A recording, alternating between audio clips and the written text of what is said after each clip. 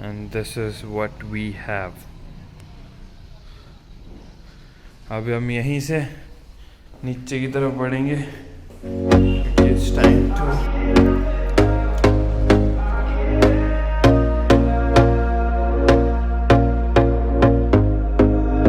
here we go again. Trying hard but you wanna be my friend. Ain't no place to hide, ain't no one to run to. Here we go again. Call my bluff, I'ma be here till the end. So hello friend, नमस्ते, सत श्री अकाल, आदाब. मैं हूं आपके साथ आपका दोस्त अर्जित गौतम उर्फ Bunny. So welcome back to another vlog. कैसे हैं आप सब लोग? उम्मीद करता हूं अच्छे होंगे. तो अभी हम कहाँ जा रहे हैं? हम जा रहे हैं कौन थे ऋषि यार ऋषि का नाम ही भूल गया, दूसरी बार भूल गया. तो अभी हम काफ़ी घूम के पहुँचे. ये रहा हमारा लक्ष्य दी बॉय. ये और ये था यहाँ तक रास्ता था. और हम बाइक ऐसे रास्ते पे लाए हैं ना कि बहुत ख़राब रास्ता था. मतलब ख़राब इन द सेंस कि रोडियाँ और उस पर बाइक स्किट होती है बहुत ज़्यादा. तो अब हम जाएंगे, यहाँ से पैदल है. ये जो आपको सीढ़ियाँ दिख रही है यहाँ से पैदल है ऊपर को. देखते हैं कितना है पैदल. और जो आपका रेणुका है ना, रेणुका से 11 किलोमीटर है ये जगह. एक चीज़ मैं आपको बताता हूँ कि जो ये हम जा रहे हैं महर्षि के, ये परशुराम जी के पिता, रेणुका माता जी के पति हस्बैंड. और बस यही है. हम ही दो पागल हैं जो चले हुए हैं. क्यों लक्ष्य? बिल्कुल बन जा रहे. चलो चलते हैं.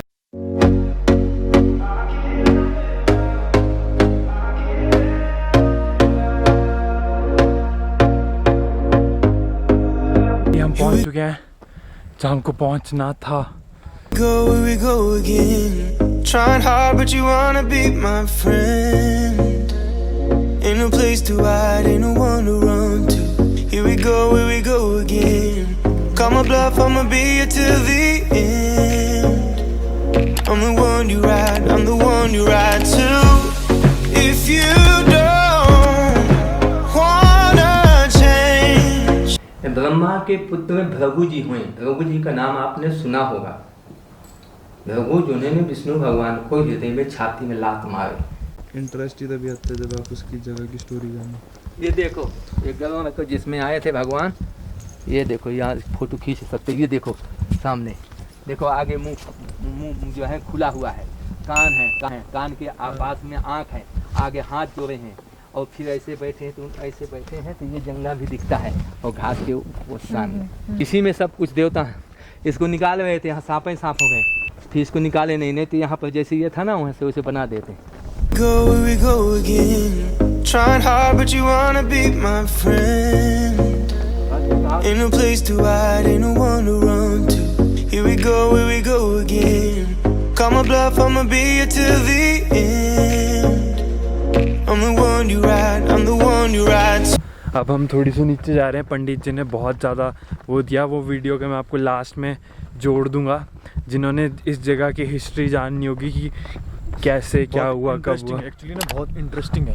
हाँ, बहुत ज़्यादा इंटरेस्टिंग है. तो वीडियो जब ख़त्म हो जाएगी उसके एंड में आपको ये पूरी स्टोरी सुनने को मिलेगी. और जब मेरा मानना था ज़रूर सुनना यार, ज़रूर सुनना चाहिए.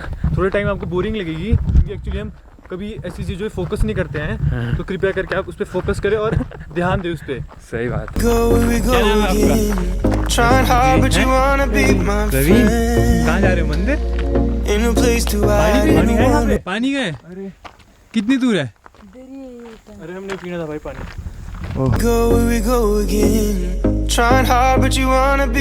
प्रवीण कौन सी क्लास में पढ़ते हो भाई? 10+1. नहीं यार, दोनों में साथ पढ़ लेते हो? +1 में. अच्छा, +1 में.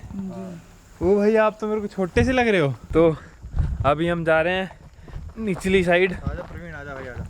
और ये प्रवीण मिला हमको, हमारा छोटा भाई. हाइट छोटी रहेगी, कॉम्प्लेन पीना, ठीक है? +1 में आई भी हमारे साथ. आपके साथ थोड़ी भी है. कैसी बातें करते हो यार? हमारे साथ नहीं है. कहाँ है? नहीं, आप +1 में मेरे साथ. मेरा +1 में है, हमारे साथ चल रहा है पूरा डायलॉग. पूरा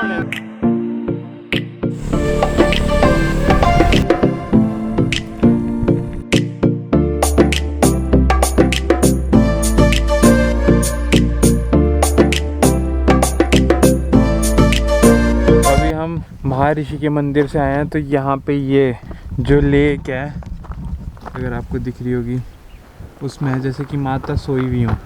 ये रहा माता का सर और ये उनका पेट, ऐसे ऐसे करके ये टांगे वगैरह। तो ये ह्यूमन आकृति की, मतलब ह्यूमन शेप में लेक है क्या। तो अब हम जा रहे हैं नीचे रेणुका जी, और रेणुका जी से हम डायरेक्ट निकलेंगे सरहान की तरफ।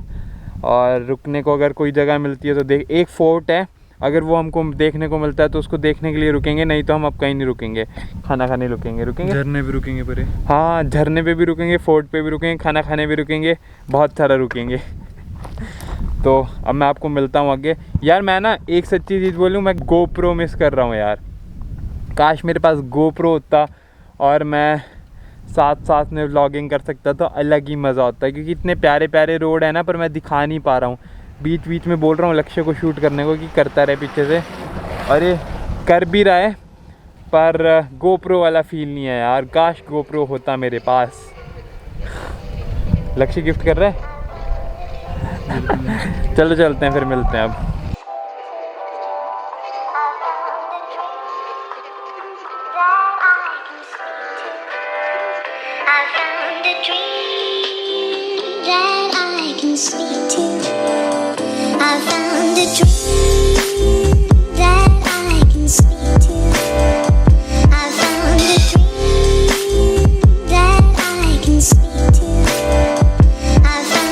ये हम झरने के पास पहुंच चुके थे, वो है झरना। पर नाउ व्हाट वी डिसाइडेड कि हम वापस जाएंगे, क्योंकि कोई फ़ायदा नहीं यार इतना ऊपर।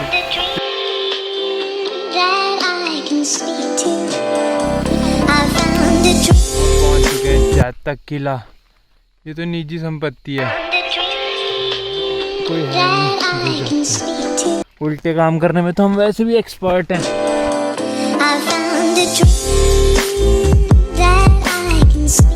जातक किले पे तो हमको जाने नहीं दिया गया, आंटी ने मना कर दिया, बोले ये तो गांव की प्रॉपर्टी है। चलो बेटा हमारे घर ही बैठ चाय पानी कर लो, ले चलो सीधा। कोरोना के चक्कर में उन्होंने मना ही कर दिया, बोले कि अलाउड नहीं है। और अब हम बैठ के रेस्ट ले रहे हैं थोड़ा बहुत, और फिर अब हम निकलेंगे यहाँ से डायरेक्ट सराहा की तरफ। तो अब आपको मैं सराहा में ही मिलूँगा, और इस व्लॉग को यहीं पे ख़त्म नहीं करते, पर एंडिंग यहाँ कर देते हैं जो आप लास्ट में देखोगे व्लॉग के। तो अगर आपको ये वीडियो अच्छी लगी हो तो लाइक, सब्सक्राइब और शेयर करके बताना कैसी लगी। बाकी मिलते हैं। ओके लक्ष्य, बाय बाय। फिर हम पता नहीं कब साथ होंगे ब्रो। प्लेसमेंट जो ये ब्लॉन्ड है। ब्रह्मा के पुत्र भृगु जी हुए। भृगु जी का नाम आपने सुना होगा। भृगु जिन्होंने विष्णु भगवान को हृदय में, छाती में लात मारे, वो भृगु जी का नाम आप नहीं सुने होंगे शायद। सुने? नाम तो सुने हैं। तो भृगु जी जो है ब्रह्मा जी के पुत्र, उन्होंने पता लगाने के लिए कि विष्णु भगवान सही है कि ब्रह्मा जी सही है, कि ब्रह्मा जी की सृष्टि करता है, सब हम उनके संतान हैं, कि विष्णु भगवान है, कि शिव जी हैं, ये तीनों भगवान कौन श्रेष्ठ हैं। तो उन्होंने पहले ब्रह्मा जी को गाली दी है, बेटा है जो कि उनको, उन्होंने कहा कि तुम जो है हमारे को बेटा होने के बाद तो हमको गाली दे रहा है, और तू समझता नहीं है मैं ईश्वर हूँ, मैं सारा संसार का सृष्टि का रचता हूँ। तो उन्होंने बोले कि तुम जो है ना सारे संसार के सृष्टि के रचना करने वाले तो हो, लेकिन आपको जो है ये सृष्टि में आपको क्रोध आया, क्रोध के कारण से भगवान को गुस्सा नहीं आता है, तुम भगवान नहीं हो सकते हो, और आपको संसार में पूजा नहीं होगी, भले आप संसार के रचयिता हैं। फिर शंकर जी के पास कैलाश में गए। कैलाश में भगवान शंकर जी पार्वती बैठे हुए थे एकांत अंतःपुरा में। उन्होंने देखा तो उनको बोले, देखो ये कि सृष्टि करता है, ये भगवान कहते हैं। कौन बोले? भृगु जी। वो भगवान कहते हैं। अब ये देखो अपनी पत्नी को कैसे लेके बैठा है। उन्होंने श्राप दिया कि तुम्हारे जो है ना, वो शंकर जी मारने के लिए त्रिशूल उठाए, और मारने के लिए तेरे को बोलना चाहिए, राम राम बोलना चाहिए, दरवाजे पर आए, आवाज देना चाहिए, सीधे आ गया यहाँ। तो भृगु जी ने उनको भी श्राप दे दिया कि तुम्हारी जो जलहरी है वो पार्वती के स्वरूप में होंगे, और शिव जी शिवलिंग के रूप में तुम्हारी पूजा होगी। अर्थात जिसलिए तुम नाराज हुए हैं उसी की पूजा होगी संसार में, मूर्ति की पूजा नहीं होगी तुम्हारी। उस तभी से शिवलिंग की पूजा होती है, उसी से प्रसन्न होते हैं। और जलेबी नीचे की जो जलेबी पार्वती का स्वरूप माना है। तो विष्णु भगवान के पास में गए तो विष्णु भगवान की छाती में लात मारे, बोले भगवान बन के आराम से बैठा हुआ है। विष्णु भगवान बोले कि इतना कठोर हड्डी से वज्र और तुम्हारा कोमल चरण ब्राह्मणों का कितना, आपको तो उल्टा लग गया होगा चोट, इसलिए मैं क्षमा करना, आपको जरूर लगा हो, क्योंकि जैसे बेटा पहलवान है और पिता बुढ़ा है, मारेगा तो उसी के हाथ में लग जाता है, मारता उसको लग जाता है उसी को। तो इसलिए उन्होंने बोले कि ये देखो भगवान है, ये मारा मैंने, मेरे को कहते चोट लगा, उल्टे बोल रहे हैं। तो बोले कि आपकी चरण की पूजा होगी, संपूर्ण शरीर की पूजा होगी, आप ईश्वर घोषित होंगे। उन्होंने ये कहा। उन्हीं के पुत्र जमदग्नि ऋषि हैं। जमदग्नि जो भरूच है, भृगु जी हैं, वो भरूच जहाँ इंदिरा गांधी का ससुराल मालूम है, भरूच है, सूरत के पास, बड़ौदा सूरत बम्बई के बीच में सूरत भरूच है। तो वो भृगु ऋषि के छोड़ के भरूच बना दिया आज। उनके पुत्र हुए जमदग्नि ऋषि, ये गुजरात की बात है। तो गुजरात जमदग्नि ऋषि जो है आज जहाँ आजकल जामनगर बोलते हैं, जहाँ आपका ये जो रिलायंस और जियो की फैक्ट्री है, इनके गांव में ही है। मैं देखी बात कह रहा हूँ, शास्त्र मत भी है और देखा भी हूँ। तो एक तरफ जियो की फैक्ट्री, एक तरफ रिलायंस की, बीच में रोड है, बहुत बड़ी फैक्ट्री, कम से कम 10 किलोमीटर लंबाई चौड़ाई में। तो वहाँ के ये थे भृगु जी, मतलब ये जमदग्नि ऋषि। जमदग्नि ऋषि ने पूरे भारत में तपस्या की है, कहीं 50,000, कहीं 10,000, कहीं 5,000, कहीं 20, बहुत आयु होती है ना, क्योंकि श्वास रोक लेने से आदमी की आयु बढ़ जाती है। आदमी जितना सोएगा उतनी जल्दी उसकी आयु खत्म होगी, और जितने भजन करेगा, जितने समाधि लगाएगा, उसी आयु, क्योंकि आदमी की साल गिन के नहीं आता है, श्वासा गिन के आता है। जितना श्वासा जल्दी खर्चा करोगे उतनी जल्दी यहाँ से छुटकारा होगा। तो ये सब समाधि लगा लेते हैं। प्राणायाम में जहाँ 5 श्वास लेना था, 1 ही श्वास लेते हैं। तो प्राणायाम में, भजन में, जाप में, ध्यान में, पाठ में, पूजा में आयु मतलब श्वासा कम लिया जाता है, सोने में, दौड़ने में ज़्यादा हो जाता है। तो यहाँ पर उन्होंने आके तपस्या किया, 80,000 वर्ष तक तपस्या किया। यहाँ नीचे गांव है जामनी गांव, वहाँ पर जो है ना मतलब रेणुका मैया रहती थी। ये तो गुजरात के थे, और रेणुका मैया काशी की राजकन्या थी। इनके साथ में इनका ब्याह किए थे। राजा ने दिया स्वयं कि इसके देने से जो भी आएगा महापुरुष आएगा, हमारा नाम भी होगा। तो ये आके यहाँ पर तपस्या किए हैं। यहाँ तपस्या किए हैं तो वह सामने गरुड़, बाद में दिखाऊंगा, इसको फोटो भी भेज देना चाहे ऊपर। और गरुड़ देवता भगवान विष्णु भगवान आए, वहीं छोड़ दिए, वो पत्थर में आज भी दिखते हैं। तो यहाँ आए, वरदान मांगने को बोले, तो बोले तुम्हारे तो 3 पुत्र हैं। बोले 3 पुत्र हैं, हमारा नाम करने वाला नहीं है कोई, ये सब जीवन यापन करने वाले हैं। जीवन करने वाले नहीं चाहिए हमको, पूरी दुनिया में नाम करे, हमारा भक्त बने, हमारा आज्ञाकारी बने। तो भगवान विष्णु बोले कि हम ही आके यहाँ पर आएंगे आपके पुत्र बन के। तो वही परशुराम जी महाराज बन के आए। एक कथा ये हो गई। दूसरी कथा ये है कि यहाँ से पहले एक वो कुंड था नीचे, वहाँ पर पानी लेके आती थी। यहाँ उस समय पानी पीते थे, आजकल तो पानी भी नहीं पीते, हवा भी नहीं पाते हैं। जगह यही जगह है। यहाँ पहले शिलान्यास था, शिला था। वो जो धोनी है वो धोनी उसी जमाने का है, धोनी में कोई परिवर्तन नहीं, खाली नीचे किनारे किनारे जोड़ देते हैं 10-5 साल में ईंटा का पत्थर बना के। 21 लाख वर्ष की ये धोनी है, आज की नहीं है, बहुत पुरानी है। और इसी धोनी में ये चमत्कार है कि कभी ये भरता नहीं है धोनी लकड़ी से, मतलब भभूति से, और कभी गड्ढा भी नहीं होता है। एक महात्मा आया था, पागल जैसे था, बोले देखता हूँ कितना गहरा है। ये कम से कम 10 ट्रक यहाँ से निकाला, 6 महीने तक निकाला इसमें से राख। वहाँ जाए तब तक यहाँ फिर उतने को उतना है, फिर निकाले टोकरे से, फिर जाए, फिर जाए, 6 महीने तक निकाला, खाली नहीं हुआ, जो करता हूँ। तो यहाँ पर उन्होंने पानी भरने गए तो वहाँ देवता लोग नहाने आए हैं। देवताओं को देखी रही थी, इतने में देर हो गया उसको, और बोले कि देवताओं को देखने गई है कि जो पानी भरने गई है, उसमें नाराज हो गए कि तू जो है भाव तेरा जो है ना काम भाव से उनको देख रहे थे, इसलिए तेरा सिर काटा दूंगा। तो तीनों लड़के बड़े लड़के बोले ऐसा मार तो काट दो सिर यही जगह पर।